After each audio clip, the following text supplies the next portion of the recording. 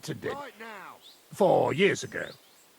Except then he died, and without him they didn't let us guard anything.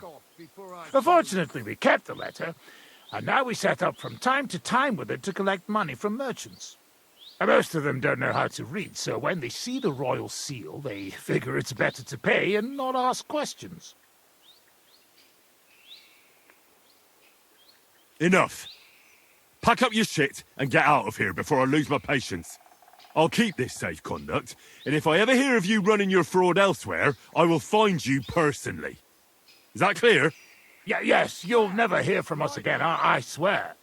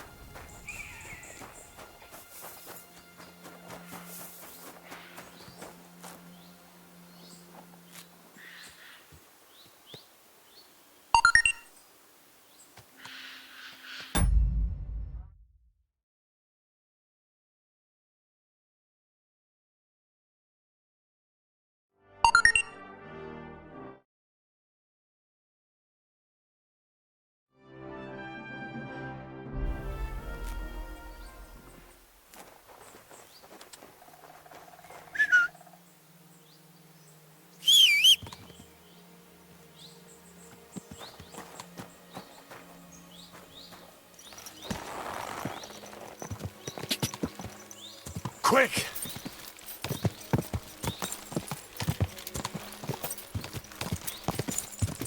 Die! Quick! Go!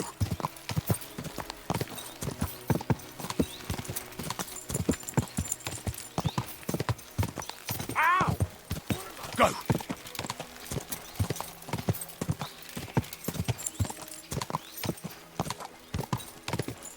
Die!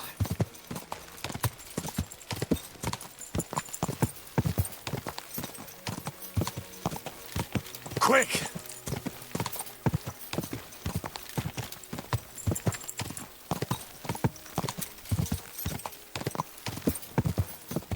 Ah!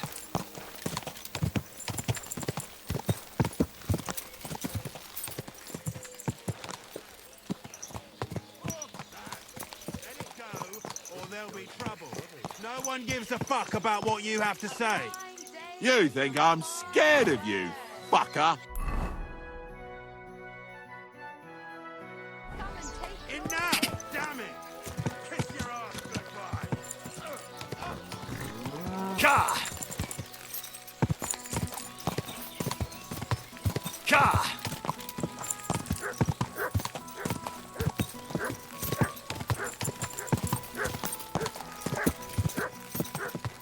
Quick! Go!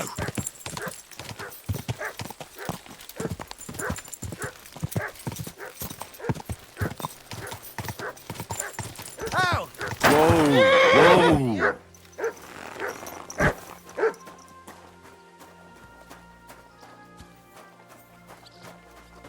God bless. Greetings to you too. Boston is out there without fixing props. I don't have time to discuss it with Paul. You'll be watching it from now on, all right? Or I'll have to find another vet. You can't just sack me, steward.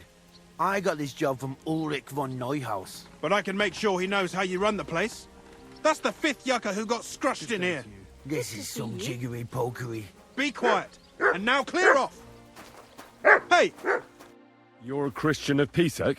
I am. What do you need? Kunzlin Ruthard sent me. About Via Argentum. I see. But I'm afraid I don't have good news for Sir Kunzling. I haven't made much progress regarding the matter we discussed. I just don't have the time to investigate. I'm always needed somewhere, and there's always someone following me around.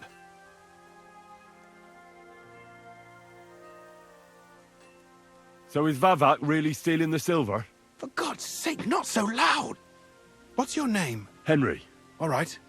Listen up, Henry. Nobody can know I'm looking into it. It's a very dangerous game. If Sir Kunslig trusts you, you could help me in my investigation. Well, that's actually why I'm here. Excellent. Excellent. You don't happen to come from a family of miners or smelters, do you? My father was a blacksmith. It's a fine craft. But it won't teach you much about silver mining and processing. I'll be happy to tell you everything you need to know. Now, follow me, please. We need to talk somewhere in private.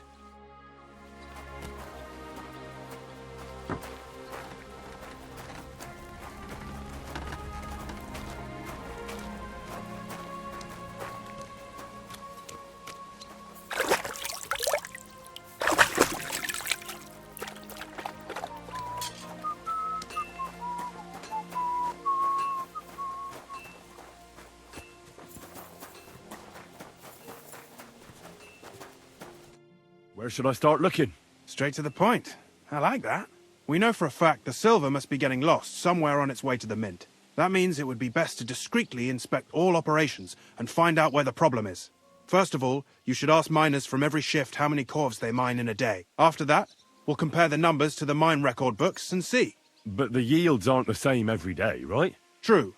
That's why we have to focus on one particular day. For example, the other day, on the Feast of St. Petronilla, Foreman Fett was beaming and bragging to me about how much it helped.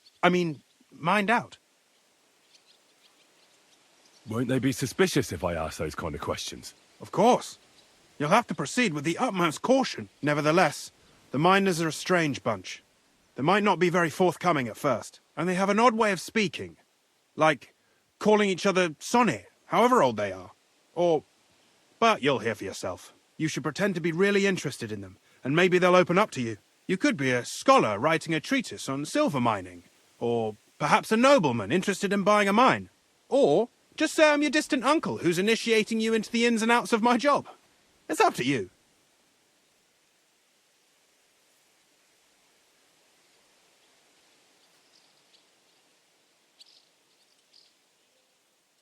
I'll behave like a true nobleman.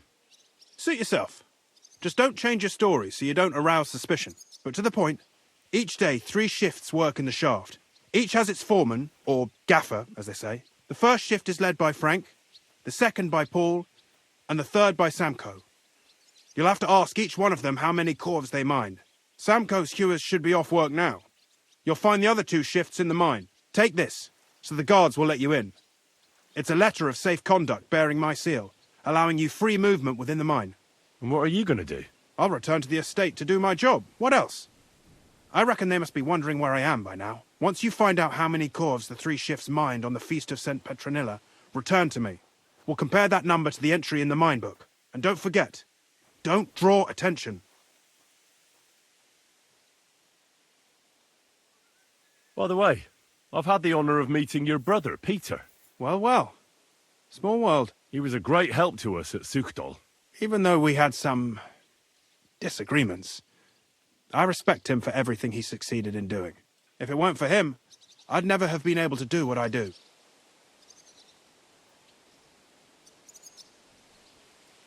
Who owns the silver that's mined here?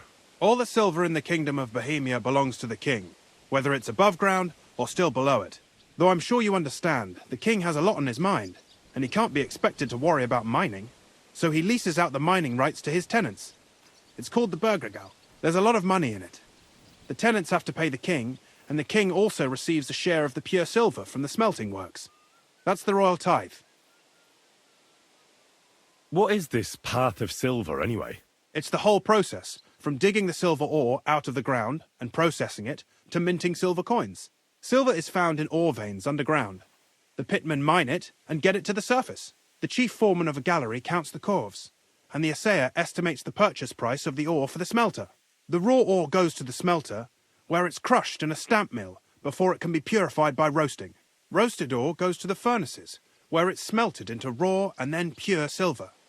Silver is then cast into rods about as thick as your little finger. Can any silver get lost? It can. And unfortunately, it does happen. It may be a capital offence, but even that won't deter everyone. Most often, a pitman tries to smuggle pieces of ore under his clothes.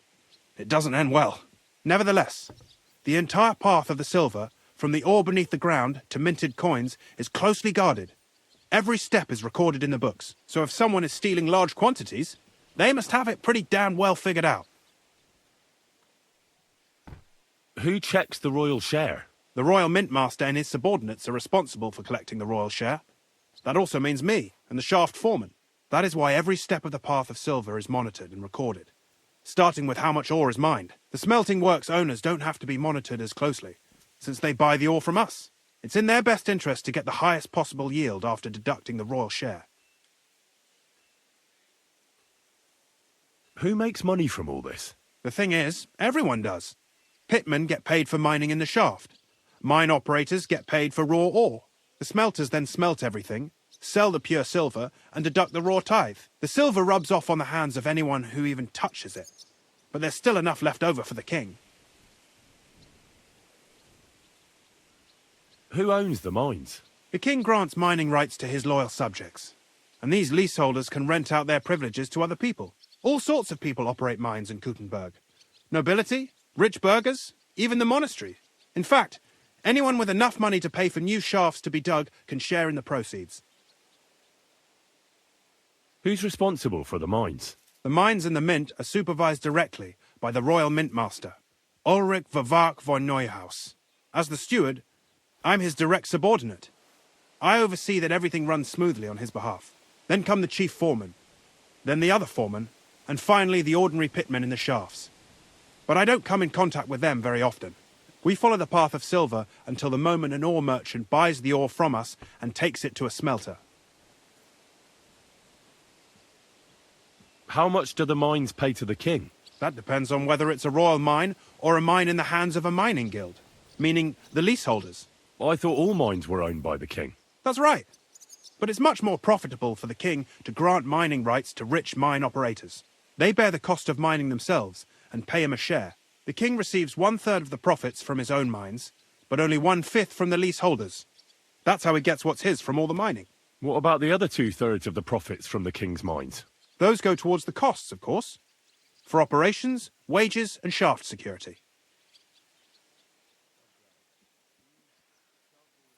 Who's responsible for the smelting works? They have their own owners. They buy ore from us and smelt it into pure silver. Then they deduct the royal tithe and they can sell the rest. And not just silver. Processing the ore yields a variety of other materials that can be sold just as well. What happens in the smelting works? Each smelting shop has a stamp mill, a roasting pit, and a smelting furnace. The stamp mill is used to crush the ore into smaller pieces to make it easier to process. After that, the crushed ore is roasted in a roasting pit to remove most of the impurities. Finally, everything is smelted in a furnace to separate the pure silver from the slag.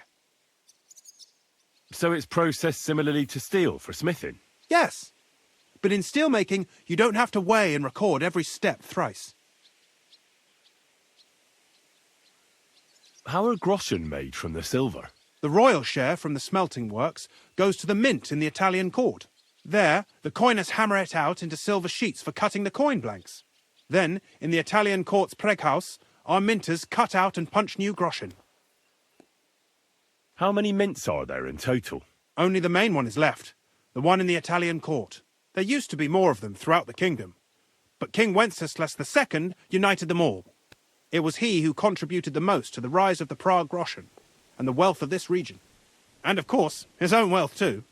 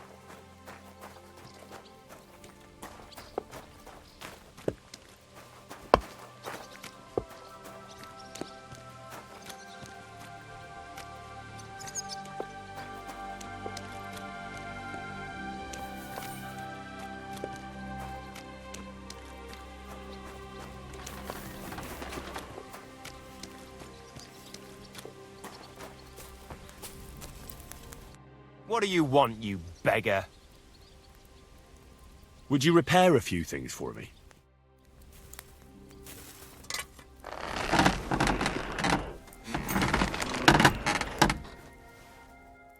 I'd like to do something about that price. Very well.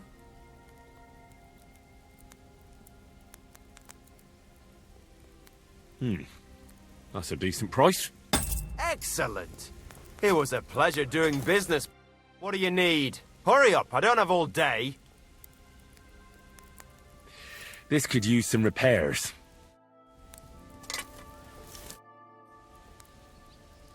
Show me your wares.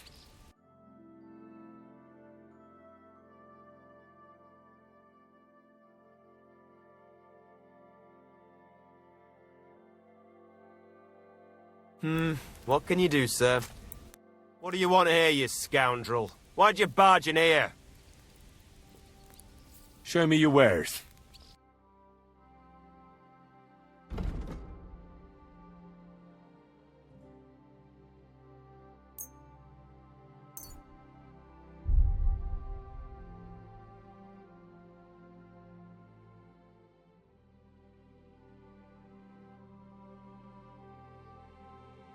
Thank you, sir.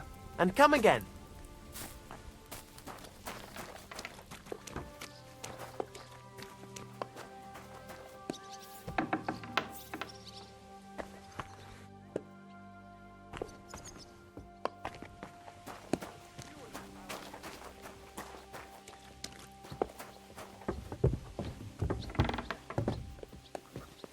Don't you think I don't know who you are? You're the local ore merchant. Na ja, I buy ore. And who are you? My name is Henry, and I'm here by Sir Christian's permission. My family rented the mining rights, so I came here to learn the business. Then you have come to the right place, sir. The Horshan shafts are some of the most profitable in all of Kuttenberg. I am Hermann. If you have any Fragen, I am happy to answer them. As an ore merchant, what do you do?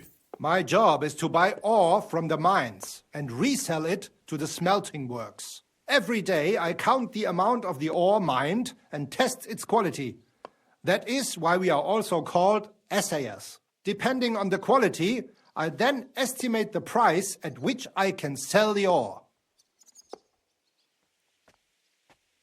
Do you buy silver together with the stone? I do. You can only get pure silver from the stone in the smelting works. That is why it is important to know how much of it is in the ore. How do you estimate the price? It takes skill and experience.